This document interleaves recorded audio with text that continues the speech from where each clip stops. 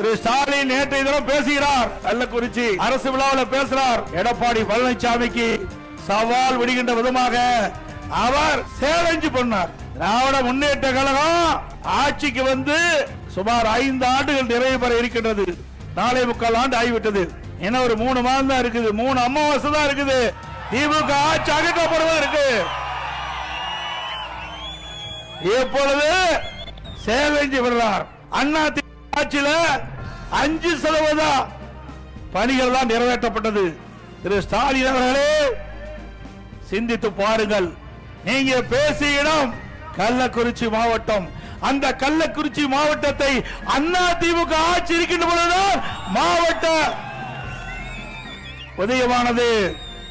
விழுப்புரம் மாவட்டத்தை பிரித்து கள்ளக்குறிச்சி தலைமையிடமாக கொண்டு புதிய மாவட்டத்தை உருவாக்கியது அண்ணா திமுக அரசாங்கம்.